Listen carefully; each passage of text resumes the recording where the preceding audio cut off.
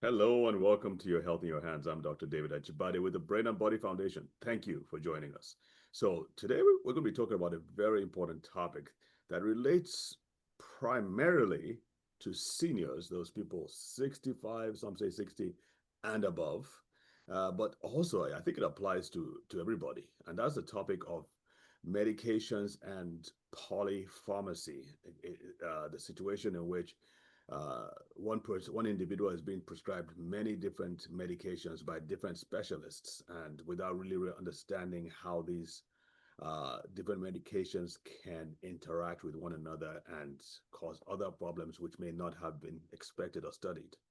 We will also be talking about long-term use of certain drugs, which they are over-the-counter drugs, which means you can just go to any pharmacy and pick them up.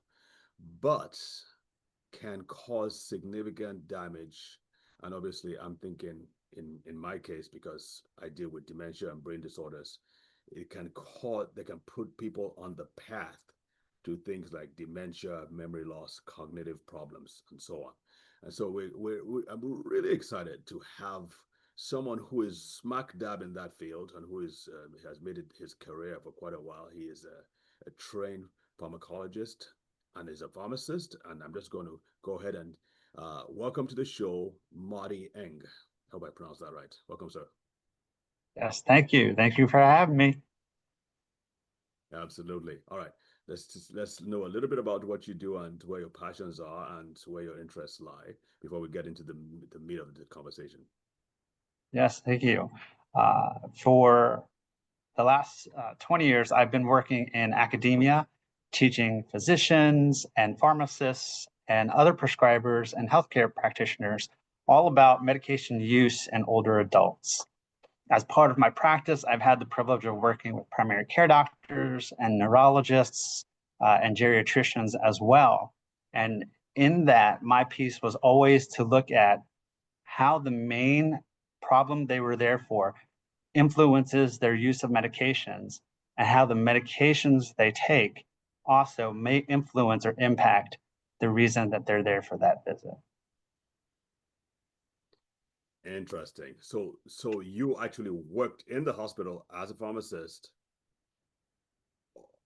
or pharmacologist. Now tell us the difference between the two for one.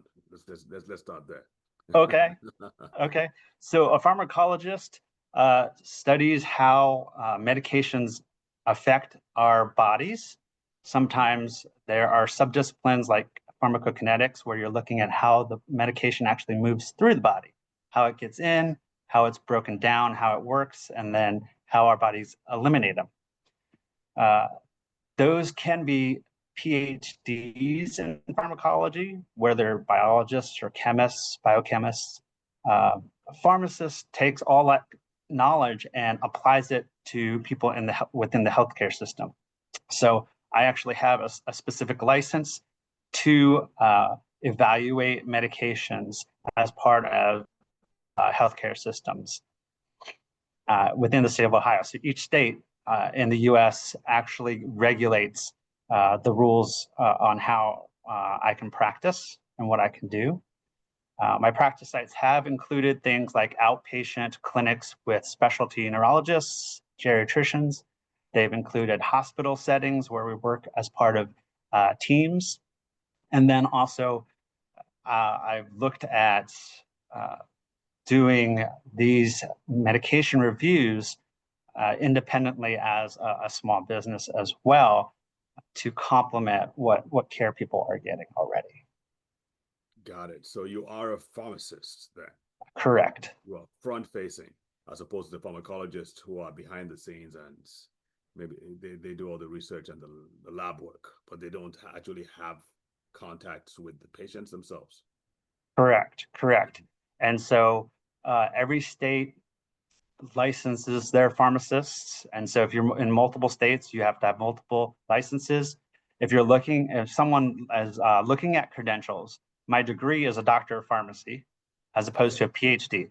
But what shows that I'm a licensed pharmacist is the RPH behind my name. That means I'm a registered pharmacist. Got it. Okay. So we are speaking mainly to the Nigerian or African population. And we want to talk because I don't know if you know this, Marty, but we have a very, very low, abysmal, really, life expectancy. It's about 54 now, believe it or not. I mean, a lot of that obviously is due to very high infant mortality rate, so that kind of skews it downwards. But still, it's not the best. However, that is changing. We're getting more and more larger and larger adults reaching the 60s, 70s and above. And so more and more, there's going to be a greater need to understand the medications and how these medications affect adults. So tell us, before we get into some of the classes of drugs, can we have like an idea, what is it about the adults, the older patients that you don't have to worry about with regards to a younger, let's say 25 to 45-year-old person when it comes to medications? Well, some of the things, I think there's quite a few things that can come up. Some of the more consistent things is you've lived longer, so you've had longer time to accumulate different illnesses and competing problems. Right. Your social, cultural conditions, situations also change as you age. And so when we talk about treating whole people, your mind, your physical, all and your social situations all change as you age, whether it's you're moving or people around you are moving, those types of things. One of the consistent things that decreases with age that might affect medication use are things like kidney function. So our kidneys help us get rid of a lot of things out of our body, including many medications. And it's very clear that starting at age 40, every decade afterwards, our creatinine clearance declines about 10 mils per minute every decade. Why is creatinine clearance important? What does that mean exactly to lay people? Creatinine clearance is a marker that healthcare people use to measure how well your kidneys are filtering out things from your body that it no longer needs to use. And so medications that are also eliminated through that route often have to be adjusted when our kidney function is not as efficient as it was. For example, you're probably pretty close to half was in your 40s. For at least. Can you start again? Go back to, for example, I think something wrong with the network. You kind of shut in and out. So can you go back to, for example, no problem. please? Thank you. Yes. So an example of an age-related change would be kidney function declining over time. So let's say my kidney function is 120 at age 40. There is a 2 out of 3 chance that when I'm 80, 85, my kidney function is going to be 50 or 60. And what's really interesting is when you start getting below 50, a lot of medications then require a little bit more scrutiny because you might have to start using lower doses. Got it. Okay, so kidney function, liver function too, maybe? So it's really interesting. There are studies to show that liver size changes significantly from young age to old age. However, our livers are so powerful and efficient that those changes don't typically require that we change medication doses. Got it. Okay. How about the brain? Is there increased sensitivity? I'm thinking about the organs. Are there increased sensitivity to certain drugs or decreased? Yes, absolutely. So two types of medications, pharmacologically in particular, I think we're susceptible for. It would be acetylcholine blocking drugs, and we call that anticholinergic. So if you're looking up terms, anticholinergic is a big class of drugs that affect our brain, and our brains are more susceptible to those effects. And I think the biggest thing that we see with that would be memory decline or memory lapses. Another thing, go ahead. And why is that? So, if I may ask. they've looked at animal studies, and they've looked at the receptors and the effects of these drugs on the brain in aging models, and just showed that we're more susceptible. So it's not anything specific like blood-brain barrier or whatnot.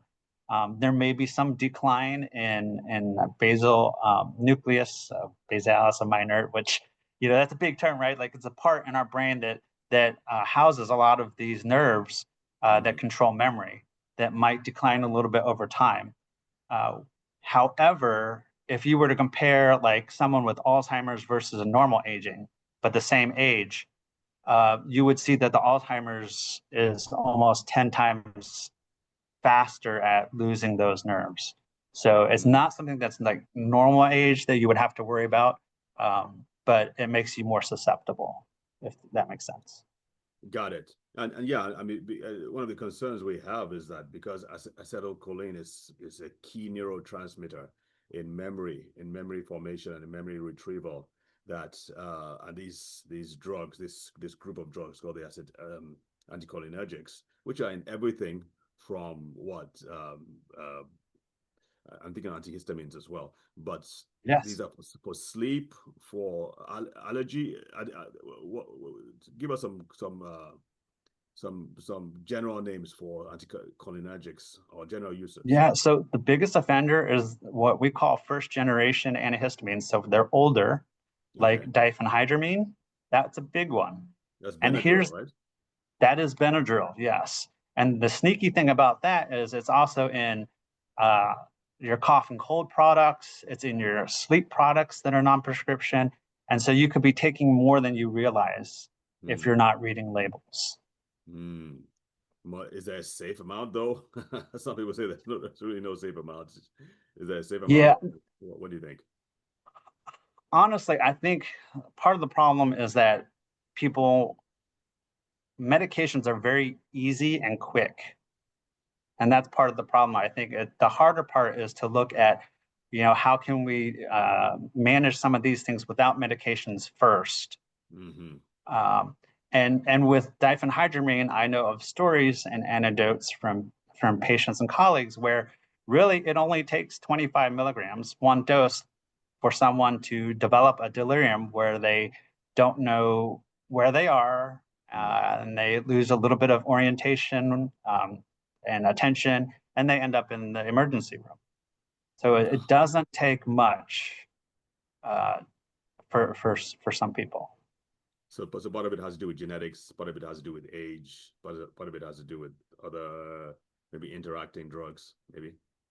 Right. So there is that concept also called anticholinergic burden or load.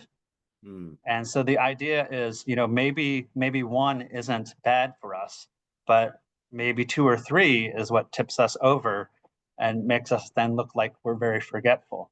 Things like medications for sleep, medications for depression. Sometimes the older ones can have this anticholinergic effect, like amitriptyline, which is called a tricyclic antidepressant.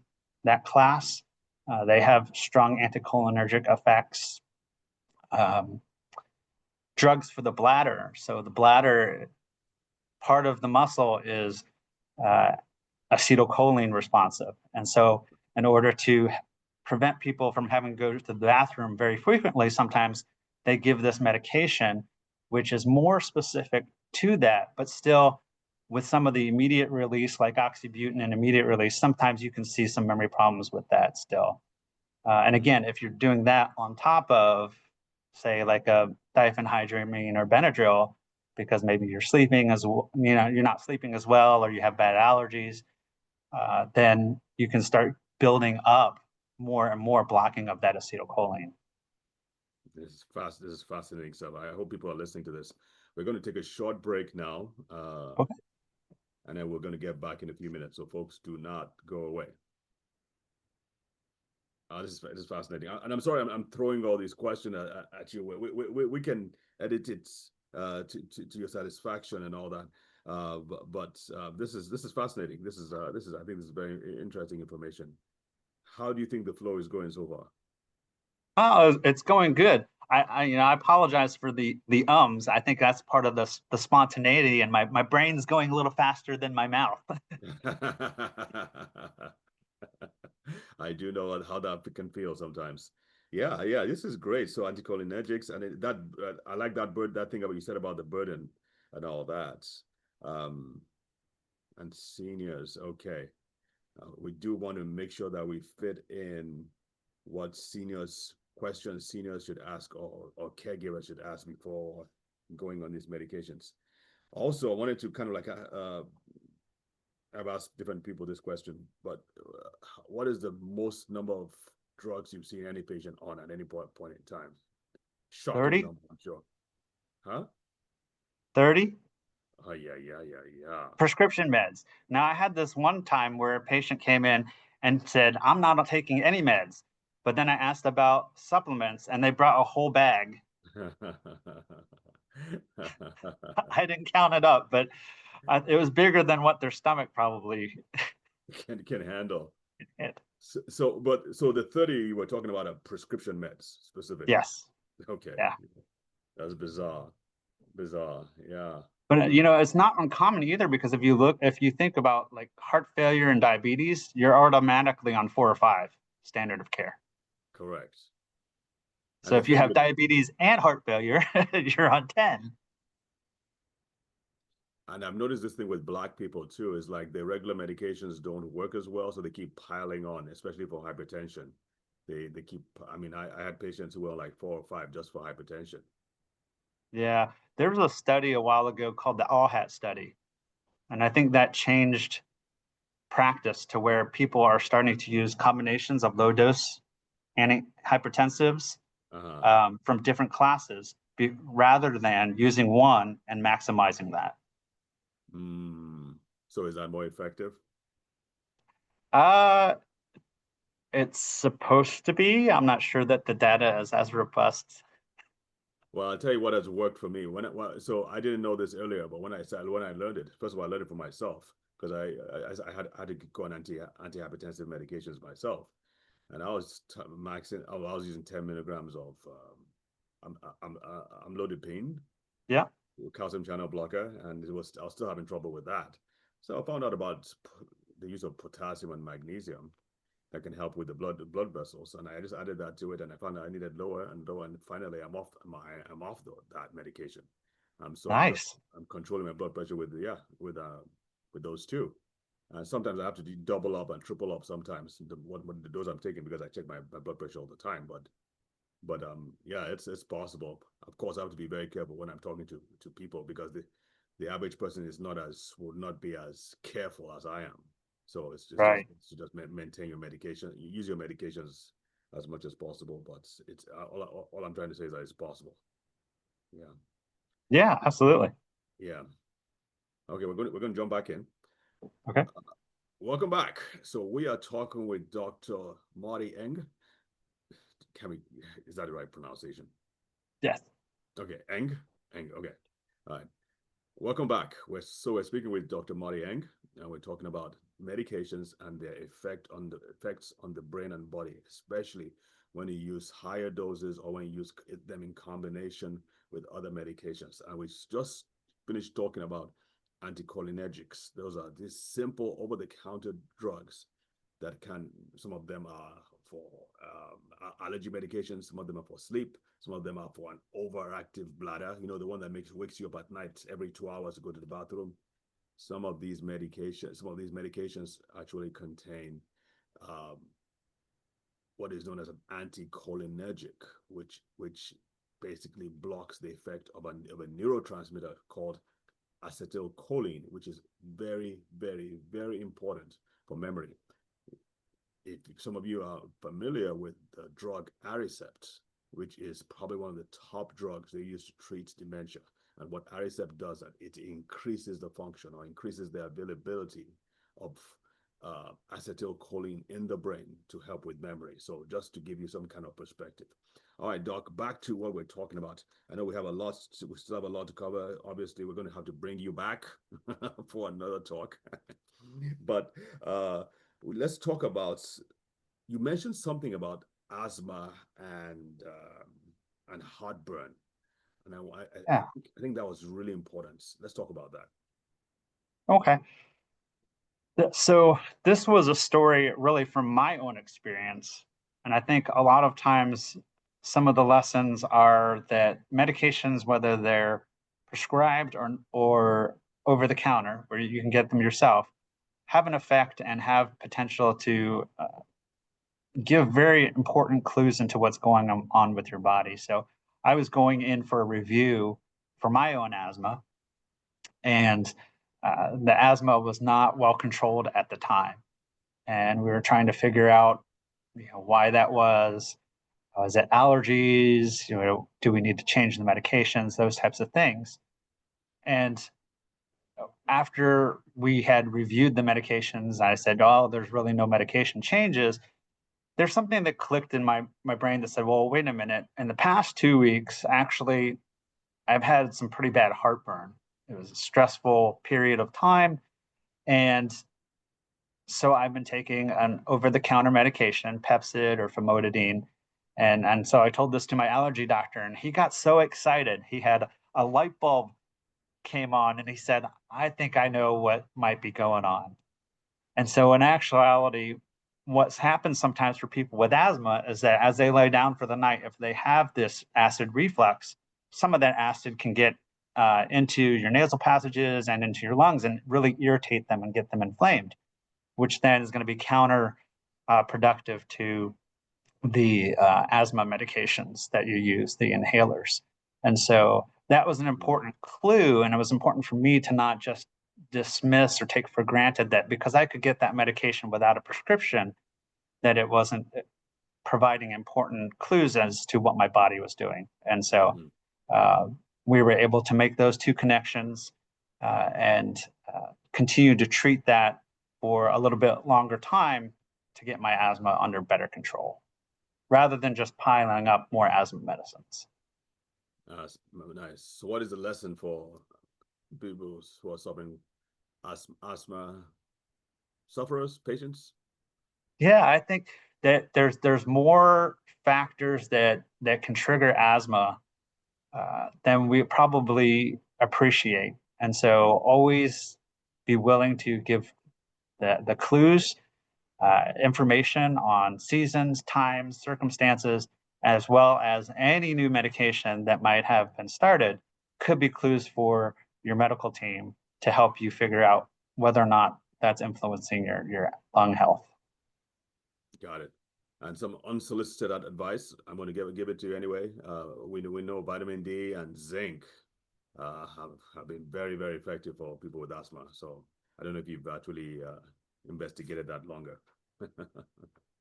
Yeah, there's a lot of work being done with vitamin D and vitamins for a lot of chronic illnesses. Indeed. Indeed. All right. So let's talk about sleep medications. Back to our theme with the older adults.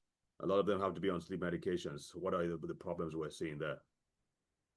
Most of the sleep medications, unfortunately, cause slowing of your brain functions, Hmm. and so they can lead to situations where you might feel like you're having a harder time processing Hmm. information, as well as they are highly associated with falls.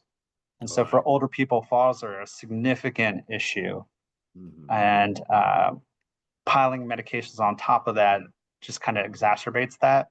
Yeah. Most of the medications are also only studied for short-term use, Hmm. weeks to months. And so if we're using them for years, sometimes people don't get the same benefit out of it, but they still get the negative consequences of the slowing brain functions and the falls. Hmm. And oftentimes it's challenging because they haven't explored non-drug ways to address their sleep, like routines, the environment that they're in, those types of things. Melatonin can work for some people Hmm. as well, and that doesn't have the same negative consequences as some of the prescription sleep meds. Right. Very important. Now, did you say that it just causes drowsiness? Well, the drowsiness during the day, and but the balance, is it sleep medications or are there other medications that actually affect the balance center, the center of the brain, like the cerebellum, that helps to maintain balance? Let's talk about that a little bit. Yeah, there's a big class of drug called benzodiazepines, and they've been shown to, when used, to upset someone's balance, ability to maintain their uh, posture, and so they tend to fall a lot if they're using those. The non-benzos or medications like zolpidem, which is Ambien, are still have similar types of consequences as things like Valium and Ativan, which are benzos. So they So specifically affect the balance, the cerebellum, is that what you're saying? yeah, they do. They affect your balance. It may not specifically be the cerebellum in particular, Yeah. even though that is the main structure that helps us with our balance and coordination. Uh, we have what's called a GABA receptors all over our bodies and in our brain. And what those meds do is make them stronger, but their activity is slowing. So it's making a stronger slowing of our brain functions. That's they're inhibitory neurotransmitters, right? Yes. Right. Mm-hmm. So they okay, okay. And what Dr. Eng is saying is that um all right, let's edit that out. What All right, folks. So what Marty is saying is that when when balance is affected, it increases your risk for falls, and with falls there are fractures. And what we know is that once someone has had a fracture, especially of the hip joint or one of those big bones in the leg, it can be an extreme shock in the system. So if people were somehow managing in their 70s or 80s, they're managing along, they're fine. That shock to the system can actually unearth and trigger some underlying problem, maybe even dementia, and it can be permanent thing, and they may never recover from it until their death. So it's very important. It's very important that we are aware of what kind of medications our parents, grandparents, loved ones are using. So and be sure not to ask questions from your doctor to be sure that we're not taking drugs that can increase and cause likelihood of imbalance and falls and fractures and so on. Very, very important. That's great. So we also were talking about polypharmacy. You mentioned off camera that your record is 30 medications in one person. Yes. What on earth could cause them to take that many? Oh, clearly the doctors, they're specialists. We're not talking to one another, right? That's part of the Right. problem. We have certainly lots of physicians that are involved in any one person's care at any time. And communication between the two is crucial, but oftentimes I think challenging given everybody's workflows and maybe they're working for different health systems that don't allow for that smooth communication. Right. Also, they take responsibility for the medications that they're prescribing, and so a lot of times uh, that that makes other prescribers may assume that they have asked certain questions about those medications. We also mentioned in our sort of pre-talk that like a lot of chronic diseases now, the standard of care is multiple medications. Yeah. We look at diabetes and heart failure alone, you're looking at 4 for each of those. And if you have both of those, you're now up to 8 or 10 medications. And so it adds up very, very quickly. One of the things that I think people need to be aware of, and this is something they can do, is just ask. Work with your medical teams and say, okay, what is this supposed to do? And how will we know if it has accomplished that? Because what I have found is a lot of times people are started on something And then when they come back, if there's no complaints, the assumption is that it helped. When in fact, if they dig a little bit deeper, they didn't notice any change. Mm. And so now, you're on multiple meds. And so and it can get that way pretty fast. So there's something called a prescribing cascade. So let's take an example of blood pressure. Okay, now you're taking a blood pressure medicine, maybe a hydrochlorothiazide, and that's causing you maybe to have to go to the bathroom a little bit more. So then they give you something to make sure that you don't pee as much, and so that makes it so you're not as clear in your memory, and so then they give you something for your memory, and that's what's called a prescribing cascade, and that's one of the things that I particularly try to pay attention to when I'm reviewing people's medications. Do you have a website where you engage that we can share with our guests, our viewers? Yeah, my website is martying.com/consulting/home dash page. Oh, yeah, And that's a then from there, there's a section where you can either identify yourself as a healthcare practitioner or as a non-healthcare practitioner. And so when you go to the link on the non-healthcare practitioner, then it shows the different services. And then I also have a few videos on YouTube as well. what's your YouTube channel? It is Ask Dr. Ing at, I want to say it's 4056, but I have to go back and look at that. You have some complicated addresses right here, man. This is a long one. I'm just kidding. Easy. Well, this is fascinating stuff. Really fascinating. I know we haven't talked about. We might need to squeeze that in. Anti-inflammatories like the NSAIDs, the non-steroidal anti-inflammatory drugs, right? Is that what that Yeah. stands for? Yeah. Yeah. What is the problem there? A lot of pain relief, right? So absolutely, they can be good pain relievers. But in population studies, what they have shown is that in older adults, they can be as much as 4 times higher risk for some of the side effects, including bleeding in your stomach, upper GI, kidney function declining, and high blood pressure and heart attacks. Oh, wow.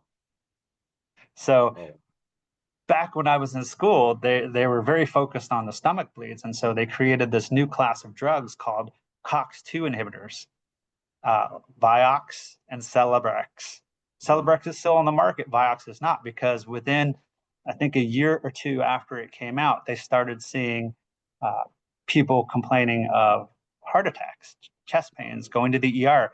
And what they found is that there was that connection. We were able to spare the stomachs from the stomach bleeds, but that relationship inverse, and so actually increased the risk of people getting heart attacks. And so any solution where we're trying to spare the stomach doesn't then, though, reduce our risk of the other side effects of higher blood pressure, heart events, and decreased kidney function. So we just have to keep that in mind, because some people may, like if you have a rheumatoid arthritis or something, they may be on one of those long term. And so the recommendation is if you have to be on that, then you start one of these other drugs to protect your stomach. Well, that's fine. That protects you from the stomach bleeds, but that doesn't protect you from the heart and kidney stuff. And so that's just something to keep in mind. So are we seeing that problem with Celebrex as well? Not at the doses that it's at. So it's at a very low dose for the arthritis. At higher doses, you could see those signals. Got it. Gosh. And that's why it's still on the market, whereas its initial predecessor, Vioxx or rofecoxib, is not. Because Vioxx, even at lower doses, it caused those problems. Is that what you're saying? They saw people having heart problems. Yep. Oh, this is all very depressing, I gotta say. Um, this underscores the importance of also using nutrition and nutritional supplementation and nutraceuticals. And I don't know why doctors, especially MDs, are so resistant. I mean, they get really upset even when you mention anything supplement or natural. I believe they should go together because as you're talking, I mean, I know of certain nutraceuticals that they can be used to help protect and even improve the lining and repair the lining of the stomach and the small intestine. So that if you have to use these things, at least there's some kind of backup for it. But people don't even want to consider that. So that's really sad. All right. So what I know you've kind of mentioned this already, but we really want to lay it out, make it really clear. What is your advice to seniors and caregivers of seniors about what they need to look out for and what they need to how they need to interact with the healthcare professional when it comes to this topic of medications and polypharmacy? Yes, yes. So it's super important to make sure that you trust your healthcare practitioners. I'm not trying to disrupt that in the least bit, but I want to also make sure that people understand when you're taking their advice, you need to understand enough to be able to implement that advice, Mm. and a lot rather than just go do this. So, what's the best way to do this? What are some things that I need to think about as far as watching out for signs and symptoms? If I go to another doctor, something that's really easy to do is keep a written list for yourself with Mm. the name of the drug, the reason you're taking it, how long you've Mm. been taking it, and how you're taking it. And so, even in the days of electronic medical records, I still recommend it because there's still significant problems that I have seen, despite being able to get a list of drugs from a computer. That is absolute. That's fantastic. And I see that myself because when I'm with clients and I'm asking them what they're taking and like, oh yeah, I don't know what dose or whatever it is, and they have to go look for it and all that. Having it on one sheet of paper, that's fantastic. Having it on one sheet, the dose, Yes. why you're taking it, and how long you've been, and how long you've been taking it. That's absolutely important too. That's a great point. Yes. So Yes. the medication, the dose, why you're taking it, and how long you've been taking it, all on one sheet of Yes. paper. Yes. Bravo. Yep. And include your nutraceuticals and non-prescriptions and your herbals, Yes. because we're taking those because we think they're going to affect our bodies, and they are. And so they have potential. Some have potentials to interact with our drugs as well. And so the medical team needs to know about those. Sometimes better Absolutely. and sometimes negatively, right? So that's not to kind of just dismiss them because they're not prescription drugs. True. And of course, you also have to be careful because some doctors, their knee-jerk reaction is to say, just go off all supplements, go off anything that I've not prescribed for you, which, in my opinion, may be going into the other end of the deep end, the other side of the other, I mean, falling into the other edge of the road. When you go from one extreme to the other, what's the point? What's the analogy? I've forgotten that expression. Anyway, Yinka, please edit all that out, please. All right, I'm going to just wrap this up now. Thank you, folks, for joining us on this very informative talk on medications, especially in seniors. But as you can see, this also applies to younger people as well. So you have to be careful. You have to know. You have to be able to interact with your doctors and know what they're giving you and why they're giving you. And remember what Marty just said. Remember to write everything on a sheet of paper. So with all your doctor visits, even if it's just for skin, going to see your dermatologist, whatever, have a list of all the medications you're on, so they understand if they're going to add medications, they understand what you're already on and how that could affect your health overall. Very important stuff. Thank you so much, Marty, for this time with us, and we hope we can get you back in the not too distant future. And thank you for having me. Absolutely. And folks, be sure to check his website, which is Marty Eng, martyeng.com/consulting /home follows /page. Did you get all that? And folks, our website is brainandbodyfoundation.org, and you can see on our YouTube, you can catch these videos and past videos on our page. God bless you. Take care. See you next week. Bye. Awesome. Okay, great. That was fantastic. What do you think? No, I'm happy with it. Yeah. Very Okay. good discussion. Thank you. Thank you for your time. And yeah, this is, I'm going to think about it some more and see if maybe we can do a follow-up if you're open to it, where we can focus on it, one or two other things. And if you think of anything too, I would love to have you. I have my staff. What I get them to do is that they look at the recording, and they chop it up into bits, clips, and then can post them on